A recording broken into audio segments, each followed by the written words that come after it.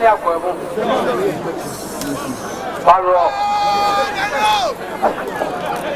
want them in the farm.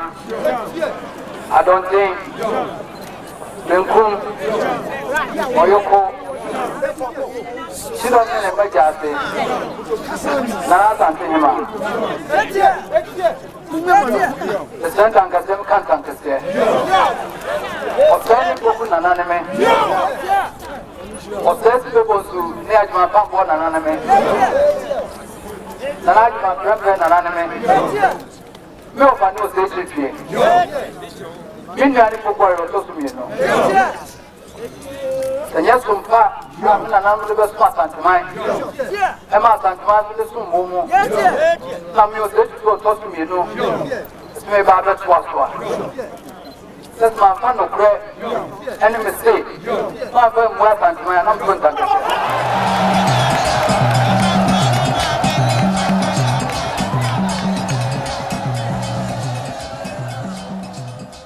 It brought a lot of joy, a lot of pride to Asante-Jaman and just as importantly to the country and indeed beyond.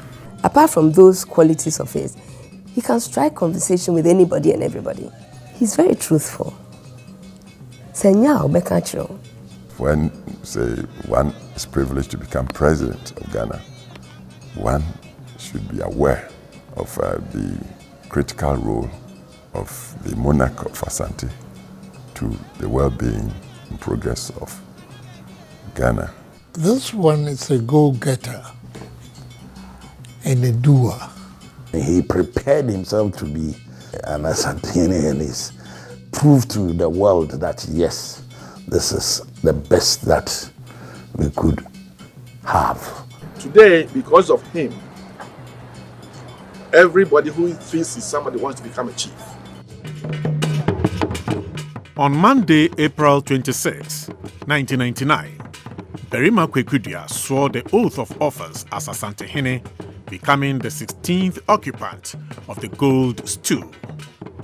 Soon after the swearing-in and confronted with a multiplicity of land and chieftaincy disputes that threatened the peace and stability of the kingdom, the new Otumfuo took off to work in settling these outstanding litigations, some of which had lingered on for over 20 years. The speed and skill, as well as the sense of fairness with which the new Otumfuo resolved these outstanding litigations, soon earned him the accolade King Solomon. He's very smart. When you're talking, the very time you start, he knows where you're going to end. There were so many cases littered in the courts, and our customary laws, were not being followed rigidly in determination of cases. So he had to meet with the established system, the courts, and ask them to stay off and try and bring all cases that had customary, that had traditional, to be handled, before him and his courts, which fortunately most of the people, they obliged him, and that was to set the pace to get all these things in order. In his time, Otumfuo has let us understand the role of Queen Mothers, how important we are, and our rules of engagement. For example, when it comes to the selection and nomination of a chief, he's given the sole prerogative to the Queen Mothers as per what the Chieftaincy Act is saying, as far as the Ashanti customary laws is saying. In the olden days, we were having interference from the kingmaker or the principal elders of the stool and the Busuapeni as well. But he's defined our role perfectly well for us. That is the Queen Mother who has the right to select, nominate, and install a chief. After many unsuccessful attempts by previous governments to resolve the decades-old Dagbon chieftaincy crisis, that led to the killing of the Dagbon paramount chief and about 40 of his courtiers, the then President of the Republic of Ghana, John Kufuor, in 2002, appointed a 3-member committee of eminent chiefs, chaired by Otumfuo Osei Tutu II, to find a lasting solution to what has become known as the Dagbon crisis. My second year, 2002, report came from Yendi that there had been regicide. The Yana and Danny, who was my personal friend, even from before I became president. Anytime I got to Yendi, I would say figuratively that he laid the red carpet for me, gifts and everything. During the fire festival, there had been uprising and people had killed him. I just didn't know how to manage the situation. And then I set up the Waku Commission, chaired by former Supreme Court Judge Justice Waku. They did good work, but the solution didn't lie in a legalistic solution, not a commission of inquiry. The people were not pacified. So I approached Otumfuo, put the matter before him, enlisted his help, said, Nana, help me to assure the Dagombes that my government was innocent, that we wished the best for them, but we just we find ourselves in this trap that we are innocent of. Otumfuo considered the matter. It's all right. You join the two old kings and then approach the Dagombes to see if they would listen. We use traditional means to resolve this, the impasse there. Your Excellency, you recall that there was a time that we nearly found a solution short of the regency issue. And therefore, my children went back and then came back to say that if we don't resolve the regency issue, then we cannot bury the young. So we had to come back.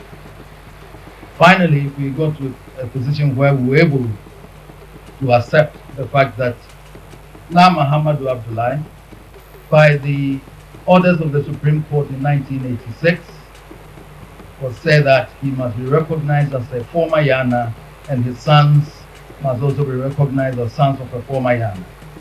Your Excellency, we present you the communique issued after our deliberations, and we hope that is the roadmap for peace. He's always been a peacemaker, but one of the remarkable things that he did, as you know, was a crucial role, the leadership role he played in the resolution of the almost intractable Yendi crisis. He got personally involved. He showed remarkable leadership, bringing all sides together. Nobody thought it was possible.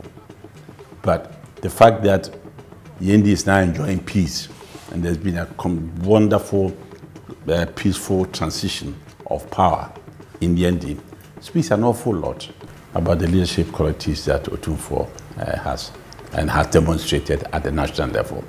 To agree to come together was a problem. But Asante as their father, and they will say, father, father, father. As their father, who managed to get them together, he drew up an 18-point solution to the problem. Today, Dagbon is at peace. We have a new Yana, and the atmosphere is very different. And so I really see Otumfuo as a major asset for Ghana. As far as our nation building is concerned, he's really been phenomenal. In spite of the long-standing feud between Asante-Jaman and Techiman over 4 Asante towns, namely Tanoso, Tuobodom, Tanoboase, and Boyem, dating back to 1935, Otumfuo Osei Tutu II in June 2007, while on his way to Nkuranza to attend the funeral of the late Nkuranza Hene, Asante-Jaman Kudom IV, stopped over at the palace of the Techiman Hene to respond to his overtures for peace. It has been said that elections in Africa provide the greatest security threats to the nations on the continent. Ghana, however, has been widely celebrated for its peaceful yet competitive elections and transitions following elections. What is less known is the anxiety, tension, and fear of destabilizing partisan violence that often descends on the nation around election day, and the immediate aftermath of each general election. In 2001, following the difficult political transition from the almost 20-year rule of Flight Lieutenant Jerry Rawlings to the newly elected President John Kufuor of MPP, Otumfuo Osei Tutu II, Asante-Hene, played an important role behind the scene to manage and diffuse the tension between the ex-president and his successor to ensure a stable transition. He would say that he has to go to Kumasi and has to go very early. So sometimes like 3 a.m. he's setting off. I'm like, you can go at 5. No, he wants to get there, relax before he goes, because he wants to have breakfast before he goes to the meeting and stuff like that. But they had, I think, not less than 3 meetings with Nana. I can tell you for a fact. I don't know if they had more than that. So results, I don't know. Once I was in Accra when I got a call from Otumfuo. Please, would you come to Kumasi? Some matter we need to talk about. We fixed the time. I went to Kumasi one evening, went to Otumfuo's residence. And there, President Rawlings was present, sitting there. So just the 3 of us, Otumfuo, President Rawlings, myself, we got chatting a bit. Then Otumfuo relayed the issue to me. He said, President Rawlings had come 3 charges. There have been many times when he's been called upon. You recall that when President Atamels of blessed memory became the president, he had this difficult relationship with the previous president, Flight Lieutenant John Rawlings of blessed memory. And he took Otumfuo to knock heads together, meet them, and help them find a path for a more constructive engagement going forward. I've come to know and appreciate as a consummate and a quintessential patriot. He speaks Ghana and he dreams Ghana.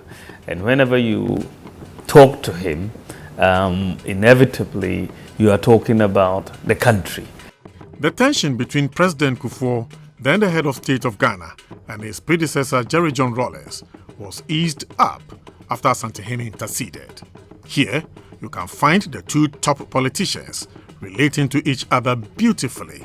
The scene was recorded just after their talks, mediated by Otumfuo Osei Tutu II.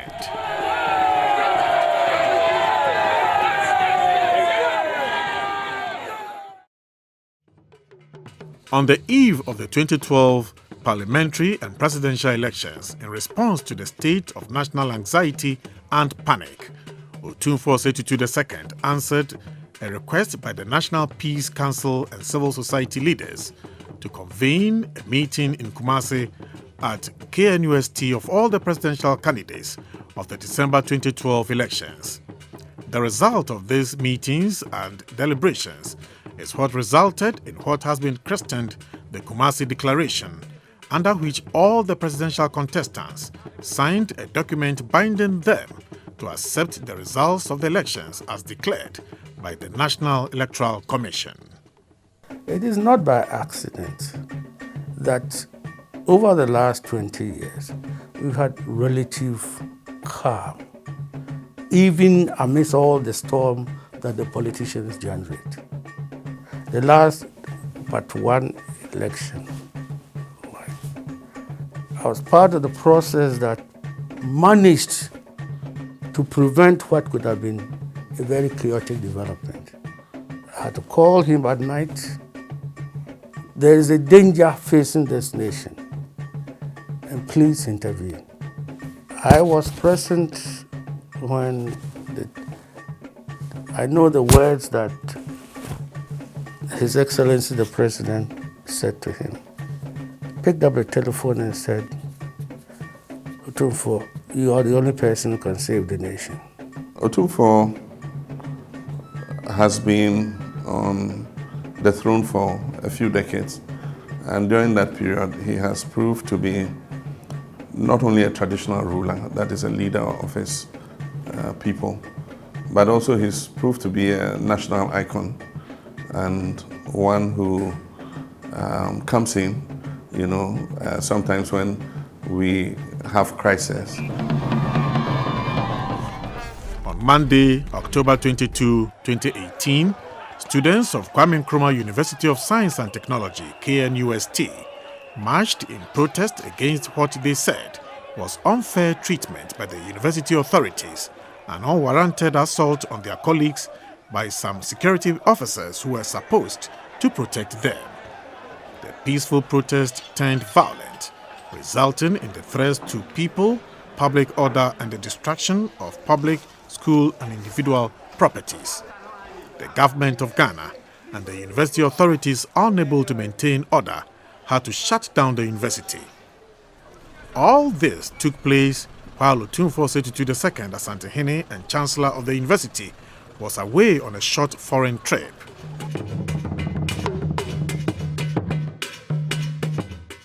On his return, Otumfuo quickly embarked on constructive engagement with all the stakeholders that included students, lecturers, university administration, and government.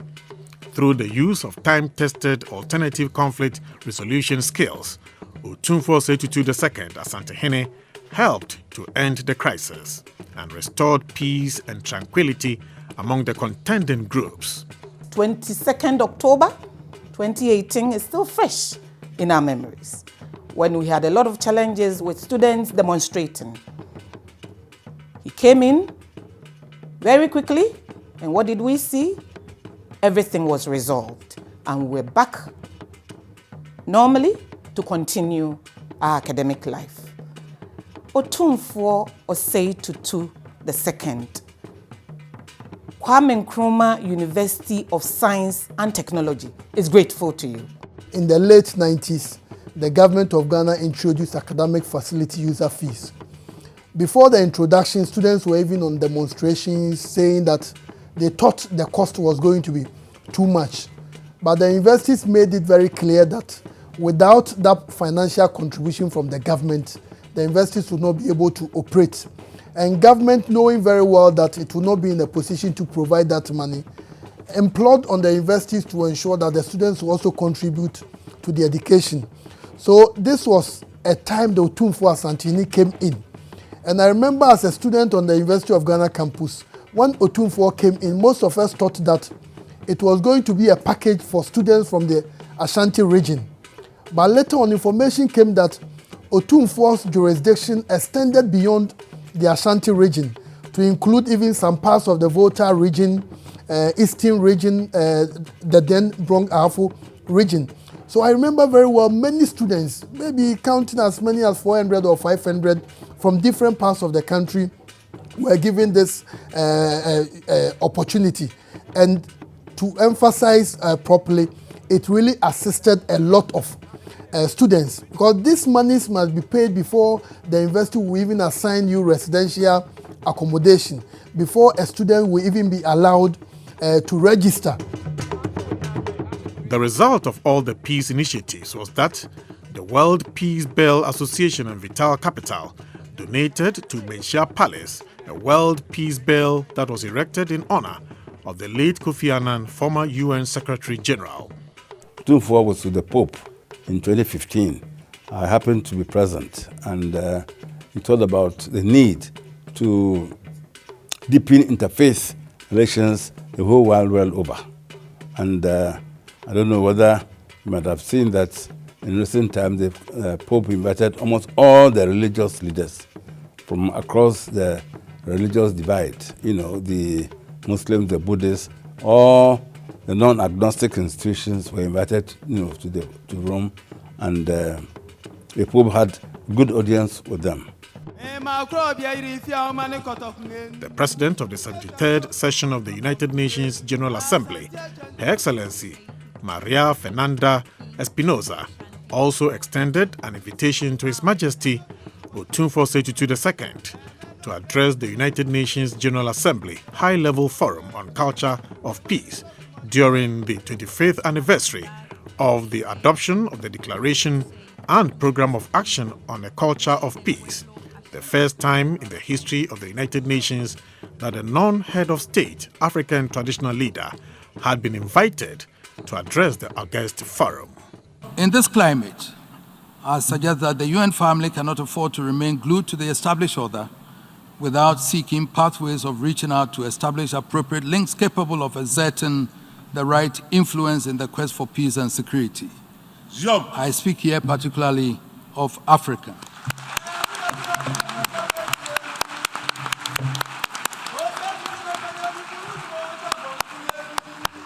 One of the first priorities of Otumfuo Osei Tutu II during the first few months of his reign was the architectural modernization and expansion of Menchia Palace to reflect and meet the changing needs of the times. The history of the modern palace of the King of Asante dates back to the 1800s, when King Osei Bonsu erected what was then known as the Abankesieso after the architectural designs of the castles on the coast. Work on the most recent remodeling of the palace, initiated by Otumfuo Osei Tutu II, began in November 1999, and by 2002, when the first phase of the project was completed, Menchia had been significantly transformed, not only in grandeur, but also in function.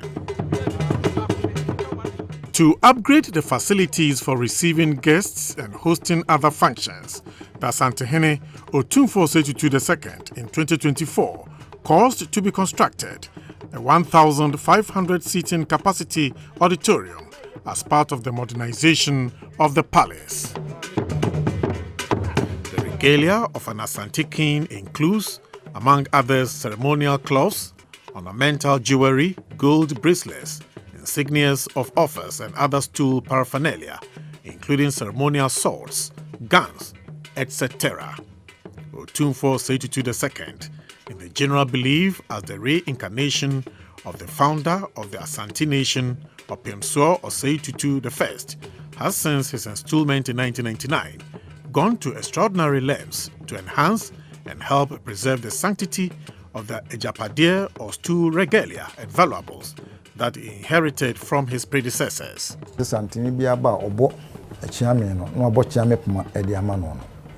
Nti na mdi ye mfoto ho. Se na prempe the second. Obo chiame danso. No bo ntuma ma no. Na pukuware. Tumfu pukuware. Okoni krechi. Onso bo chiame bo si akon. No so obo ntuma ma no. Nti yewura Otumfuo Osei Tutu otosumi no tisisi so. Obae no. Onso abopuma, abachiame asa abopuma ma no. Na nema wa ye die. E ka se ye ka adebesa. Sa gudie pa, gudie. Regalia pa, Nigeria wa ye wo oya dia ma akunya no. Bi se ha e ben wa se e friend buram. Oni Otumfuo gudie nyina ye no. Amena mtiase a hwe entemwase nyina nti dia koso bia ti ade a wayama sa ba nwa no a yesikadwa no mo makura na mu bi ne sapmen enso ede scan de ye jamet maniska gold na ede odiaye. He has created 4 such ceremonial swords, and the names are very interesting. One is Esie, one is Sakatim Kobi, one is Sebusei, and the other is Ebubumaba. And in addition to that, he's also created a linguist staff, Nkrumah and Osram, to recognize one of the senior long-serving linguists at the palace. These are very significant to me, especially because the other things people can know, but his addition to the regalia that he came to meet is what signifies or keeps out as somebody who is committed to his tradition while operating in a modern state. He is encouraged traditionally our people to learn more about what they, I mean, if you are a sword bearer, it is not just carrying that sword, but knowing why, how did it come to your people. On Saturday, October 1st, 2005, a colorful ceremony was organized at Menchia Palace to commemorate the return of the collection of Asante Royal Stool Regalia and valuables from the Baden-Powell family, a collection that had once been stored at the Hampton Court Palace in London. The then Chief of Defence Staff of the Ghana Armed Forces, Lieutenant General Joseph Boachi Dankwa, led a contingent of the military to personally hand over the collection and its accompanying documentation to Otumfuo Osei Tutu II, Asante-Jaman. The collection was made up of 332 gold weights and ornaments and 27 gold dust containers. A number of royal artifacts looted from Ghana's Asante Kingdom in the 19th century are being returned. The royal objects were taken from the palace in Kumasi during the Anglo-Ashanti Wars, including the infamous Agrenti Wars in 1874. 2 set deliveries occurred within the first 4 months of 2024, just prior to the Silver Jubilee anniversary of the 16th occupant of the Ashanti Gold Stool. One arrived from California, USA, for permanent custody in the Menchia Museum in Kumasi. The other, which is on loan, came from the British Museum. The return of regalias to Ashanti is the culmination of efforts by several kings of Ashanti and again trumpeted by Otumfuo Osei Tutu II. The demands date back to the reign of Agyeman Prempeh I through Agyeman Prempeh II and Otumfuo Pukuware II.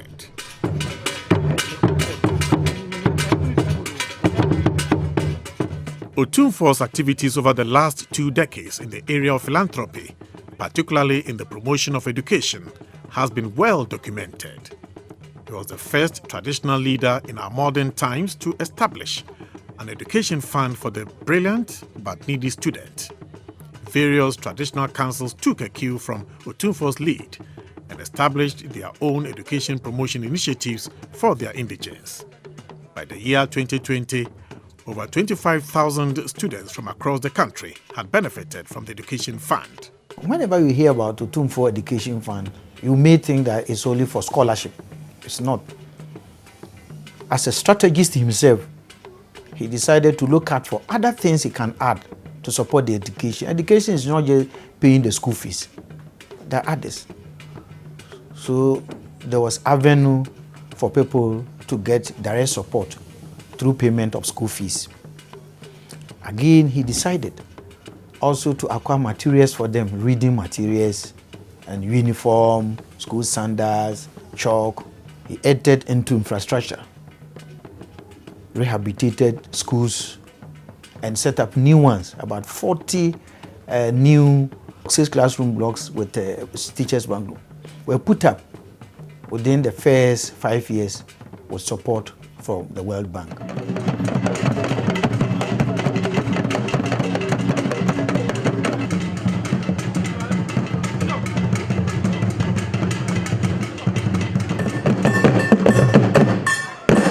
Yes, I'm passing no Kumasi.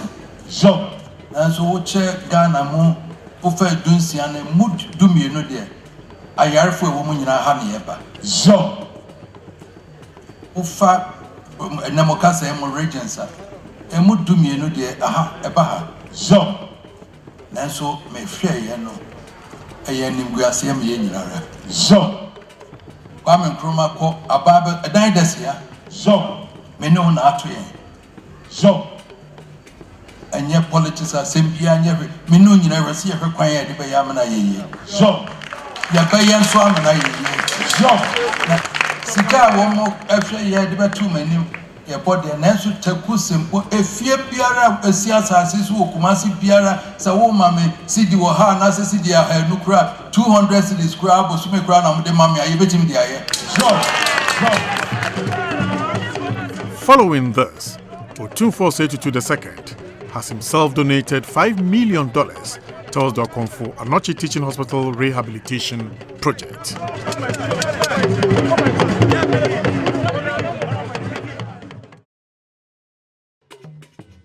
The activities of Otumfuo Osei Tutu II as a development agent soon caught the attention of the international financial institutions, and the World Bank rewarded him with a grant of some $4.5 million in July 2003 to undertake development initiatives for his people, the first time that the Bretton Woods institution had ventured to fund a non-head of state African traditional ruler for infrastructural development in his area of authority. Under this program dubbed Promoting Partnerships with Traditional Authorities Project, PPTAP, various infrastructural projects in education, water and sanitation were undertaken. We visited the UN and had preliminary discussions with the UN. It was this visit to the World Bank in 2004 that Otumfuo impressed upon the World Bank the need for them to have closer collaboration with traditional authorities, because traditional authorities, to our view, was the body that would endure all the privations of political turmoil when the dust settles, because politicians come and go, but chieftaincy and the institution remains intact. So he felt that if chiefs were supported to carry out development projects, it would be more permanent than politicians using it as an election gimmick. So the World Bank bought into this idea and granted us a huge facility to do this traditional authority partnership with the World Bank. And that is the first time that the bank has ever lent to a chief. Of course, it was eventually supported by government. But it shows how Otumfuo, can play it. He got it, and there's a lot of schools. People were beginning to wonder, is he a chief or is he a finance man?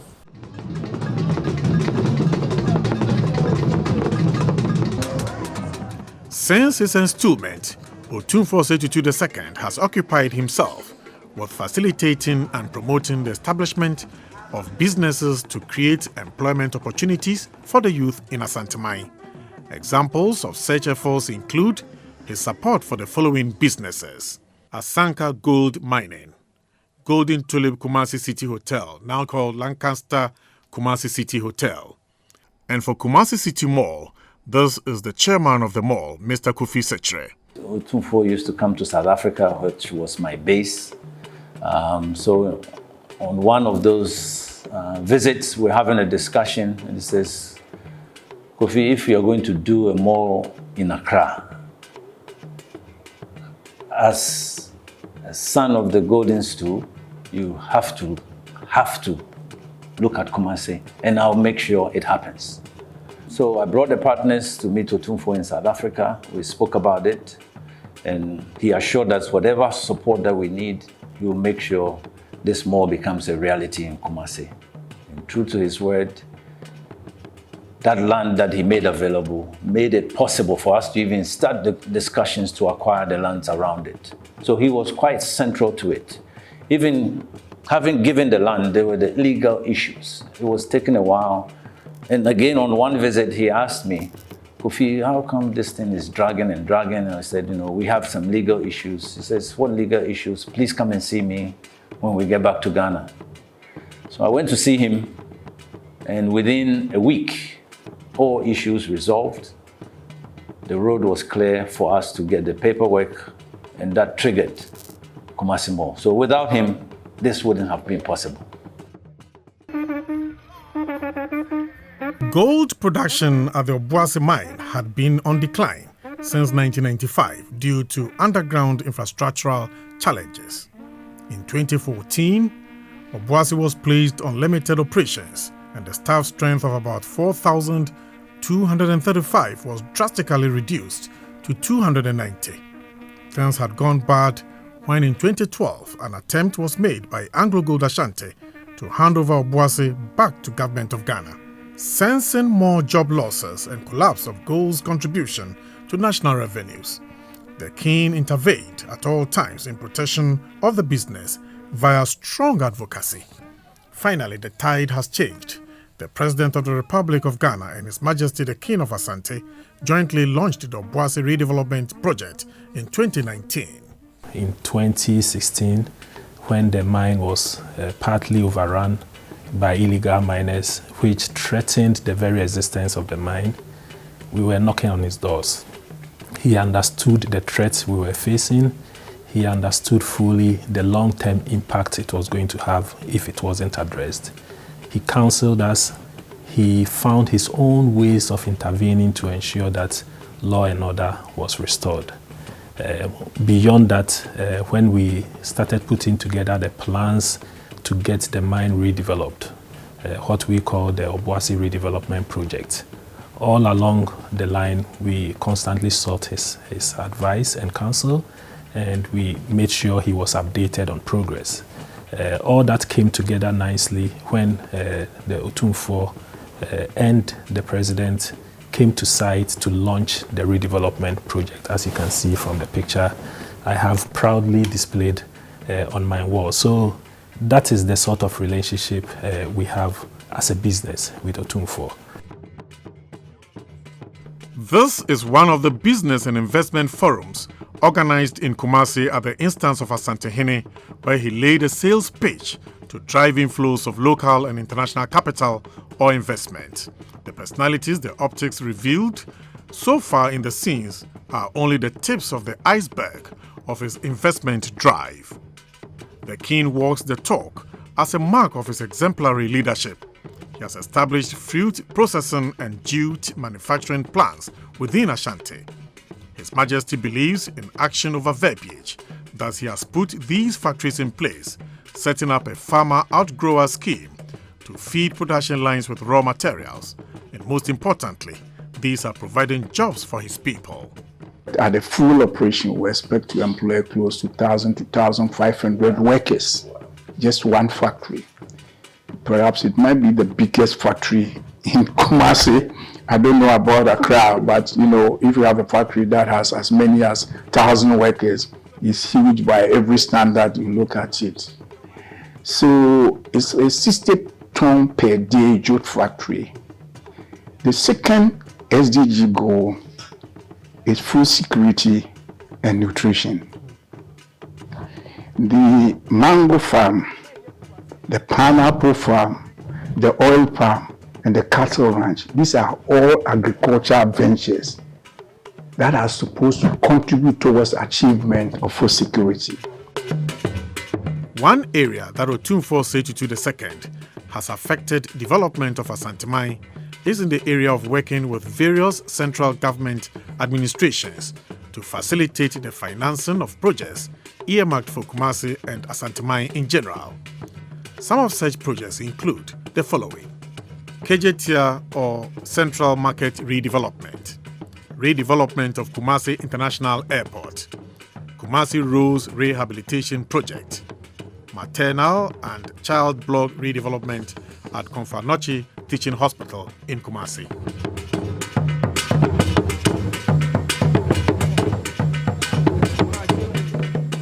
One such major investment drive by Otumfuo Osei Tutu II is his partnership with Vital Capital LLC that has resulted in the establishment of the largest residential gated community at Prabong, named Prabong Greenfields, located about 25 minutes from the center of Kumasi. Otumfuo Osei Tutu II, as a champion for the preservation of the environment, has established the Asante-Hene's landscape restoration program to reclaim lands and water bodies that are undergoing destruction in Asante-Jaman.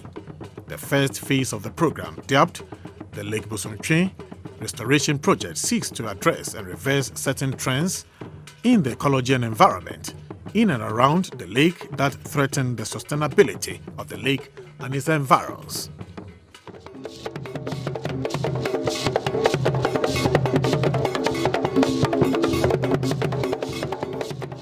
Since 1999, when Otumfuo Osei Tutu II was installed as the 16th occupant of the gold stool, he has worked with and supported the various central governments in the country to promote the various national development agenda, starting with the John Ejekum Kufuor administration to the current administration of Nana Addo Dankwa Akufo-Addo. These include the HIPIC initiative. If Otumfuo had not been there in Washington at that time to influence his friends to work on IMF, I don't know what would have become of Ghana's budget. And people may not know, but for that epic success, I tell you, perhaps the economy of Ghana today might not be the same. We wouldn't have made the headway. We moved from, if you would remember, the lows of something like 300, 400 US dollars per capita, 2001, 2002 and thereabouts. By 2006, Ghana hit per capita GDP of $1,300. That was what moved Ghana from the doldrums, perhaps, to middle income. Facilitation of IMF support for the Ghanaian economy. We had to go to the IMF, but you don't just walk into the IMF like that. And we needed to do that fast.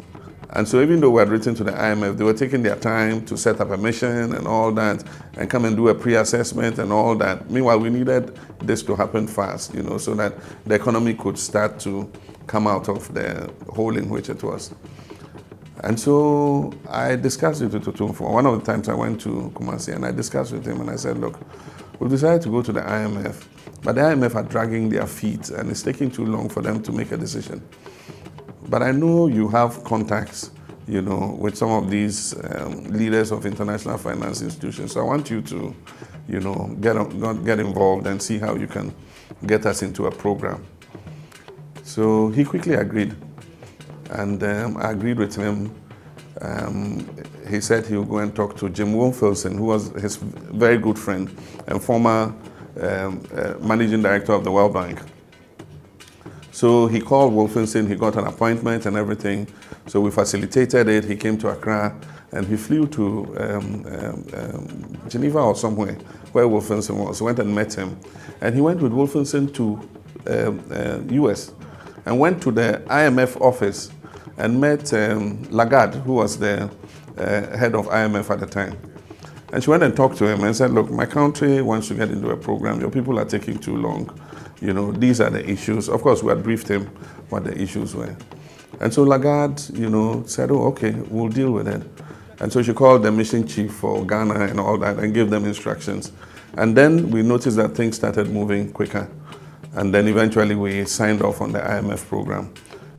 Facilitated the release of $174 million education support for Ghana. Before my entry into the Ministry of Education, there was a project funded by World Bank for secondary education improvement project. And so when we came, we decided that we needed to roll out a program that would ensure learning outcomes accountability across all basic education in this country. So we had gone to and fro with the World Bank, hoping that we could go and sign at the last minute, go and sign the agreement for that. And just before we went, we got information from World Bank that the new World Bank president has put all such projects on hold and is not intending to fund it. So yes, true, we had frantic calls from the World Bank. And fortunately for us, Otumfuo Osei Tutu II, may he live long, was going on a private visit to Washington. And if he was going to the World Bank, he needed to speak to the World Bank president on two critical projects that we are doing. And lobbied for the selection of Ghana to host the African Continental Free Trade Area headquarters. We had 7 very strong countries that put in their bets, and that included Egypt, Eswatini, Ethiopia, Ghana, Kenya, Madagascar, and Senegal. Now, as the leader of the planning team for pushing Ghana's bid, I decided that in view of the intensity of the competition ahead of us, that it would be very critical for me to mobilize the entire cabinet and senior government officials to put their weight behind this campaign. But it needed to go beyond government officials. For me, it was important that we identify eminent personalities in Ghana who, beyond the weight of government, could also bring their own reputation to bear upon Ghana's bid to host the Secretariat.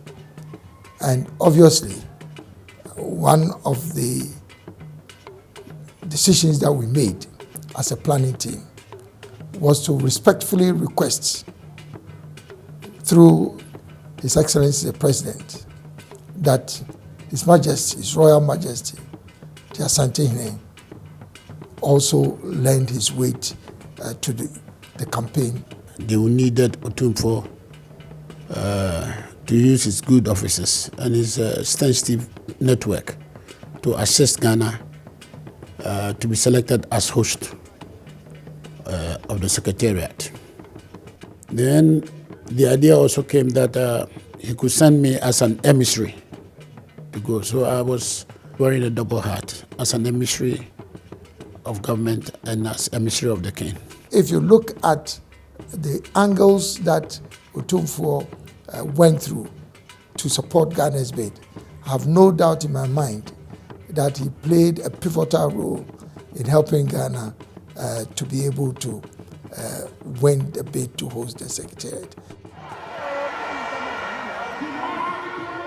The tremendous achievements of Otumfuo Osei Tutu II over the last 2 decades has attracted worldwide recognition and reinforced the historical image of the Kingdom of Asante and its exemplary leadership and pace-setter role of traditional rulers in Ghana and Africa. The result of all these is that Otumfuo Osei Tutu II has received numerous invitations from around the world for official visits to monarchs, countries, international organizations, and distinguished personalities.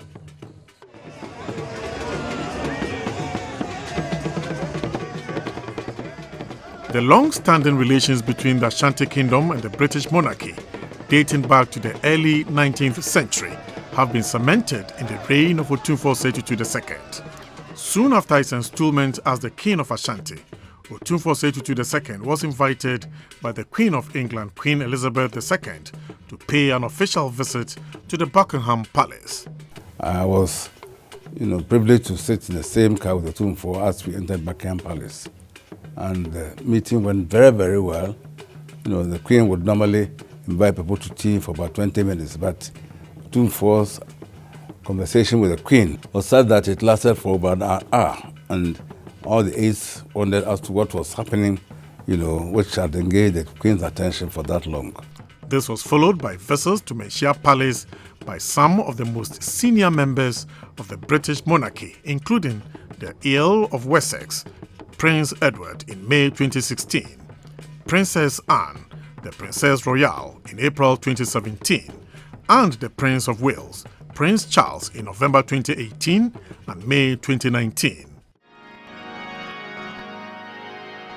Earlier in 2001, both Asante-Jaman and the Prince of Wales were awarded honorary doctorate degrees by the University of Glasgow, which was marking its 550 years of existence.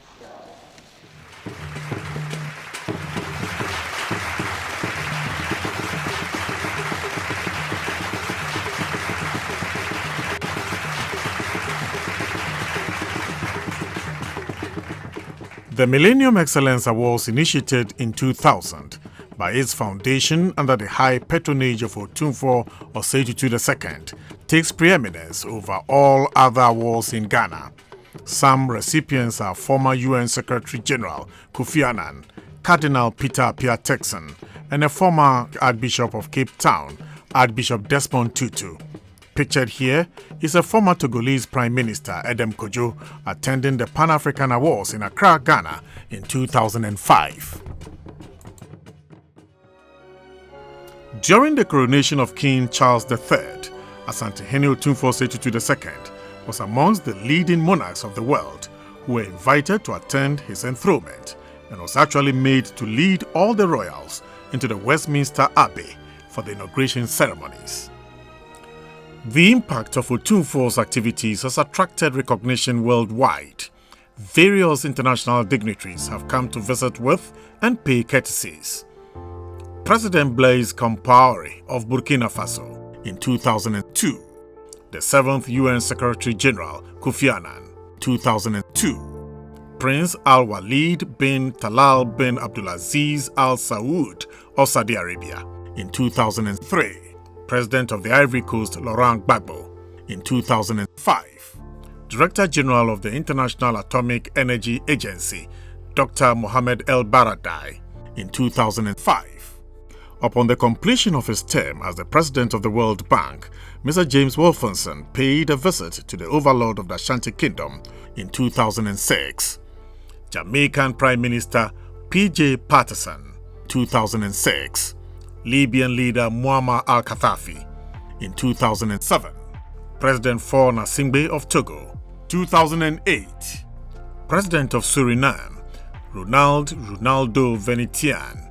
2008, President of Mali Amadou Toumani Touré. 2008, President of Zambia Levi Patrick Mwanawasa. In 2008, President of Sierra Leone Alhaji Ahmad Tejankaba. 2009, President of Botswana Festus Mogae. In 2009, Prime Minister of Spain Jose Maria Aznar. 2009, the Archbishop of Cape Town, South Africa Archbishop Desmond Tutu. In 2010, Chief Gabriel Osawaru Igbenedion. 2010, Nigerian playwright and poet Professor Wole Soyinka. 2010, German President Horst Kohler. In 2011, President Thabo Mbeki of South Africa. 2011, Governor General of Canada, the Right Honorable David Johnston. In 2013, Nigerian Head of State General Abdulsalami Abubakar. In 2014, President of the Seychelles James Michel. In 2015, the Ooni of Ife, spiritual head of Yoruba people Nigeria, His Majesty Enitan Ogunwusi Ojaja II. In 2016, Maltese President Marie-Louise Colero Pressa. In 2017, President Konan Bedier of the Ivory Coast. 2018, Emir of Kano Muhammadu Sanusi II. In 2019, in January 2022, the President of Hungary, János Áder, also led a high-powered delegation to the Menchia Palace in Kumasi. His host, Asante-Jaman Otumfuo Osei Tutu II, used the occasion to appeal to officials to act on plans instead of signing documents only to gather dust on the shelf after the fanfare. President János Áder said Hungary will support Ghana in the area of agricultural technology and scientific treatment of water. All heads of state in Ghana's Fourth Republic have had the occasion to pay homage to the King of Ashanti, Otumfuo Osei Tutu II. They are Flight Lieutenant Jerry John Rawlings, John Ejekum Kufuor, Professor John Evans Atta-Mills, John Dramani Mahama, and Nana Addo Dankwa Akufo-Addo. Similarly, Otumfuo received various invitations to make official visits to many countries and institutions around the world. Otumfuo and Lady Julia with Queen Beatrice of the Netherlands. In 2002, Otumfuo and the Archbishop of Canterbury, His Grace Rowan Douglas Williams. In 2003, Otumfuo with former President Nelson Mandela of South Africa.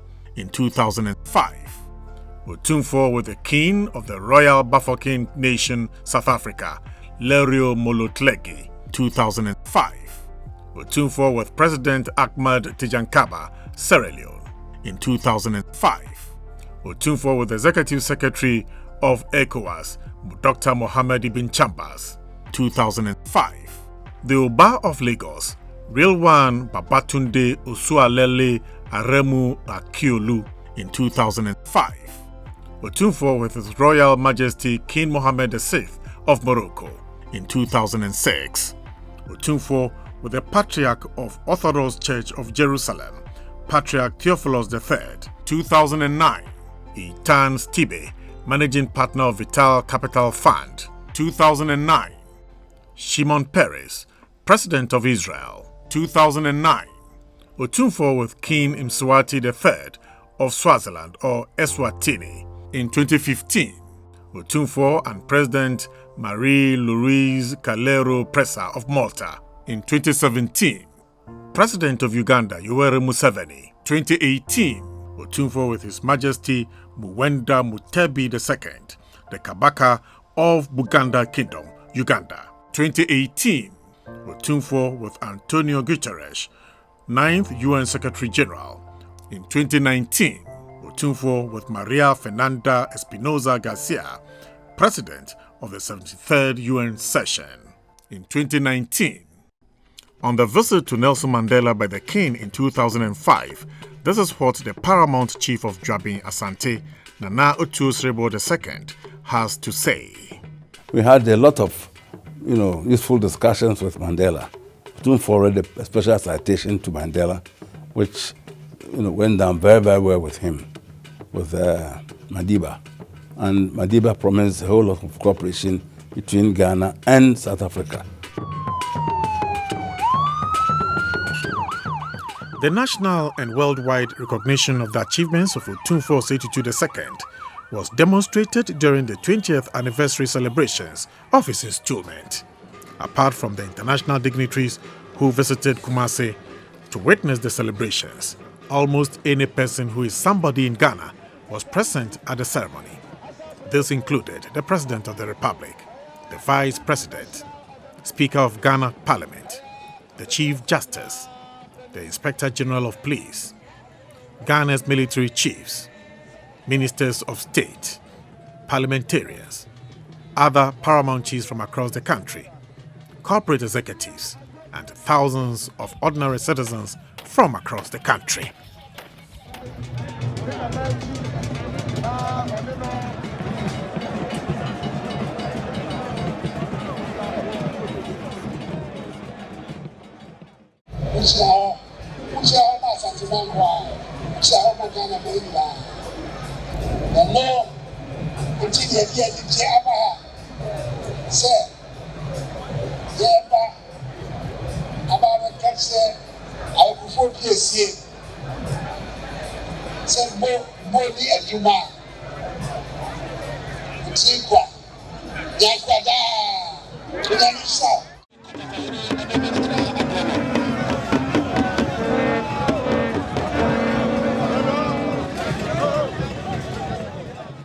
Now, when you talk about kings in Africa, perhaps the first one you mentioned is the King of Asante. And this all thanks to the reign and the achievements of His Majesty Otumfuo Osei Tutu II.